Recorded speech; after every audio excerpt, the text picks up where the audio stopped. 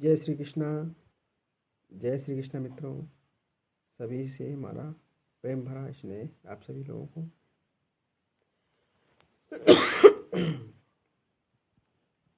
आइए हम आज सब मिलकर के ये जानने का प्रयत्न करते हैं,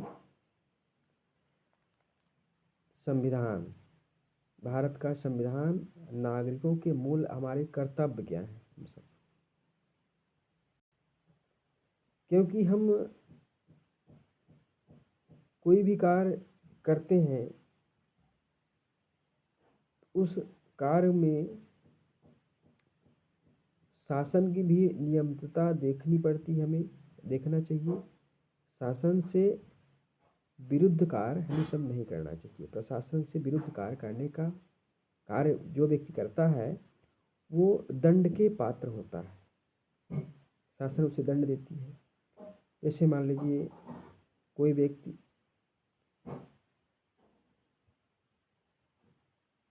झगड़े का कार्य किया, किसी से मारपीट करता है या फिर किसी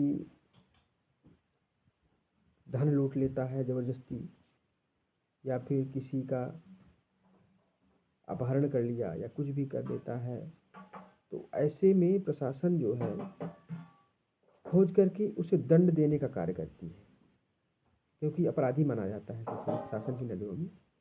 तो ऐसे व्यक्ति को दंड के पात्र माना भी जाता है। समाज भी दंड के पात्र मानता है, प्रशासन भी दंड के पात्र मानता है, और पूरा भारत ही दंड के पात्र मानता है उसे। और हम सबको संविधान को मानना चाहिए और उनके कर्तव्यों पर चलना चाहिए और मानना भी चाहिए हमें। संविधान से क्यों हमारा भारत चल रहा है, और संस्कृति से हमारी संवेदनाएं, विचार, आचरण, ये सब पवित्र हो रहे हैं। तो इनको भी हमको मानकर ही चलना पड़ेगा। संविधान का भी हम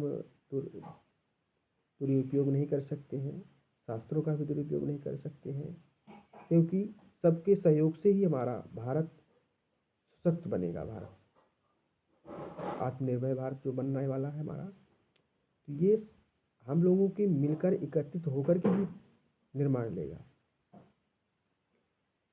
सबके सहयोग से, सबके योग से, सबके विचार से, सबकी अच्छी सोच से। तो हम सबको संविधान को मानना चाहिए और इसका दुरुपयोग नहीं करना चाहिए, क्योंकि हमारे जितने भी राष्ट्र सेवक हैं, भारत के सुरक्षा कर्मी भी जितने सारे हैं, इनको हम लोग कुछ समझते नहीं, लेकिन कुछ समझना चाहिए, क्योंकि ये हमारी और हमारे समाज की सुरक्षा के लिए इनकी ड्यूटी रहती है।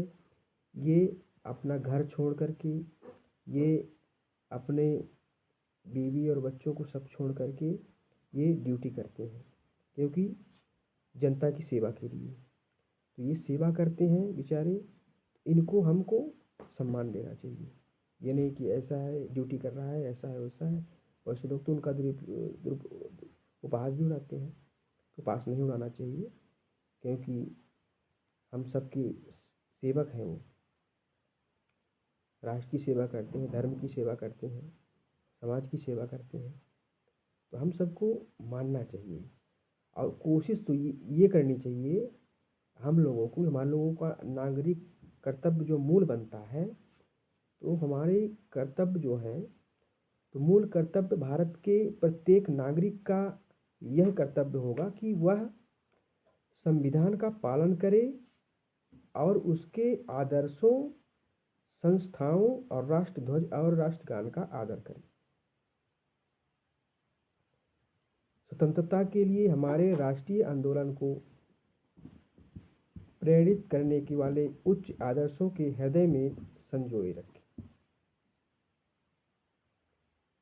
और उनका पालन करें।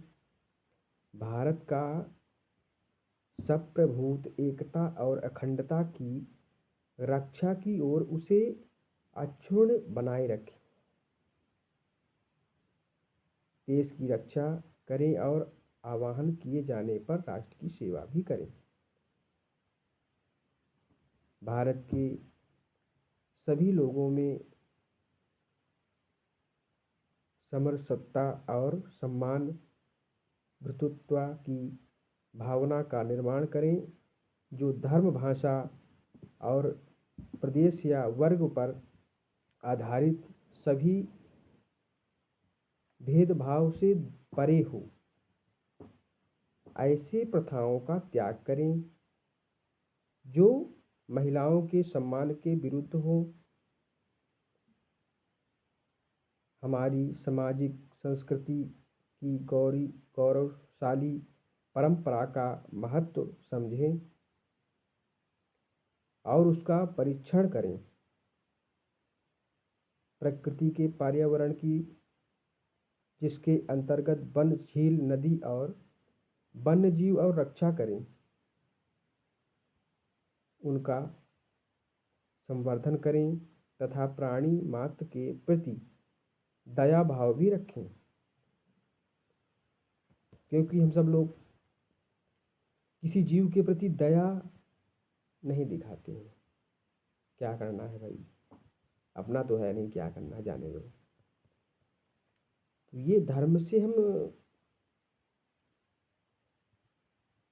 विभाजित हो रहे हैं, ये मानना चाहिए हम सबको। दया, दया दान का मूल है, पाप मूल अभिमान। दया हमारा धर्म है, पाप मूल अभिमान। अभिमान जो है तो पाप है, नहीं करना चाहिए हमें। कुछ बचाव के लिए मान लीजिए कोई ऐसी कठिनाई है तो उसे सरल तरीके से टाला जा सकता है, पर जानबूझ करके कठोरता नहीं होनी चाहिए।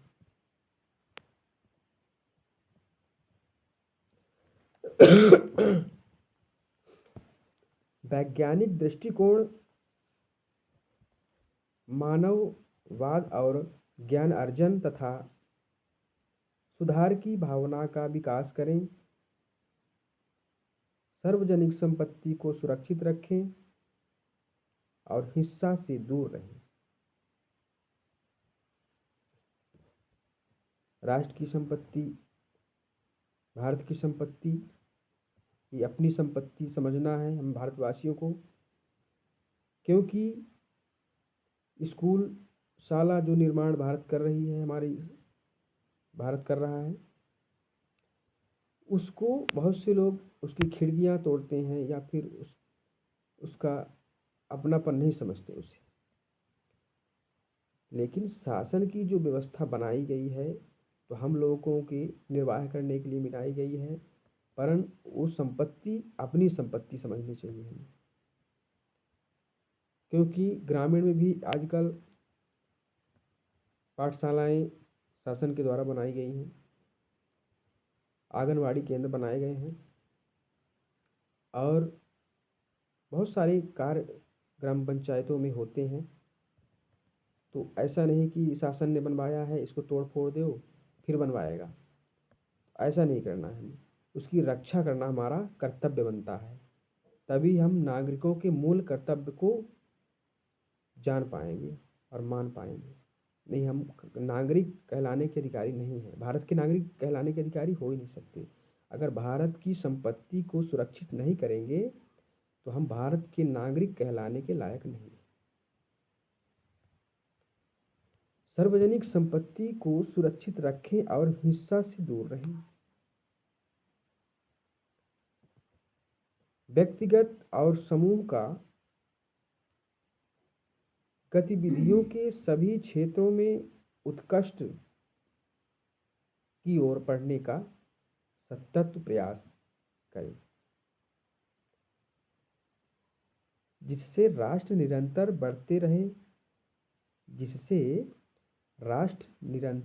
बढ़ते हुए प्रयत्न और उपलब्धियों की नई ऊंचाइयों को छू सके और हमारा भारत सुंदर भारत, आत्मनिर्भर भारत, सुरक्षित भारत बन सके। यदि माता पिता या संरक्षक और 6 वर्ष से 14 वर्ष तक की आयु वाले अपने यथास्थिति बालक या प्रतिपाल्या को शिक्षा के अवसर प्रदान करें। हम सब अशिक्षित भारत का प्रयास ये है कि अब भारतवर्ष में कोई भी व्यक्ति अशिक्षित न रह जाए पहले की अपेक्षा। पहले तो ऐसा था कि पाठशालाएँ नहीं थी और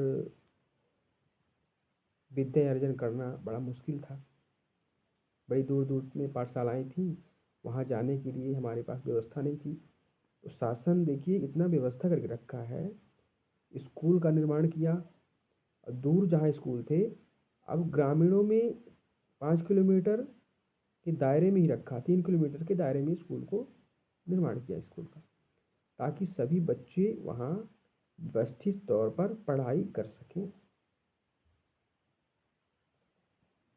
अब शासन का प्रयास है भारतवर्ष में, भारत प्रयास यही करता है कोई बच्चा विद्या से विहीन न हो सके, सभी विद्यार्थी बने, विद्यार्थी जीवन यापन करें। आत्मनिर्भर भारत रहेगा, सक्षम भारत रहेगा, सुरक्षित भारत रहेगा, तो भारत की नागरिकता भी बहुमूल्य कर्तव्य का पालन करेगी और नागरिकता सुरक्षित रहेगी। जय श्री कृष्ण, जय श्री श्याम। हरिदास विरते कृष्ण सदा सहायते। हम सबको संविधान को भी मानना है और शासन के जितने सारे सिस्टम हैं उन सिस्टम को मान के ही चलना है। ऐसा नहीं कि हम उन सिस्टमों को ना मानें और उसका निरादर करके निकल जाएं। आज के डेट में देखिए कि हम सब अगर किसी जगह जाने का प्रयास करते हैं तो घर पे अगर साइकिल है या मोटरसाइकिल है या 4 व्हीलर है तो ज़्यादातर तो कमियां 2 व्हीलरों में देखी जाती है कि व्यक्ति उस अवस्था में रहता है कि वो हेलमेट लगाने में घबराता है कि हेलमेट नहीं लगाना, भाई चलो हटाओ, क्या करना है, इसका काम ज़रूरत नहीं है, इसको क्या करना है। एक बार तो मैं गया एक जगह कि चलो भाई हेलमेट पहुंच गया रिलेशन में, तो लोग वहाँ कहते हैं कि हमने कहा कि भाई जाना है थोड़ा वहाँ पे, तो 5 किलोमीटर के दायरे में थोड़ा एक मंदिर है, वहीं थोड़ा दर्शन करके आएंगे। तो एक हमारे करीबी मित्र जैसे भी थे वो, तो उन्होंने कहा कि हमने कहा भाई हेलमेट कहाँ है, थोड़ा हेलमेट लगा लिया जाए और फिर चला जाए वहाँ। तो उन्होंने कहा कि अरे हेलमेट छोड़ो भाई, क्या करना है हेलमेट, इसकी आवश्यकता क्या है। हमने कहा भाई नियमों का पालन नहीं करोगे तो दंड के पात्र हो जाओगे, तो नियमों को पालन करना चाहिए ना हमें सबको। तो हमने कहा भाई लगाना है, आवश्यक है, फैशन नहीं देखना, हमें जीवन देखना है। ज़्यादा फैशन पे रहोगे तो फंस जाओगे।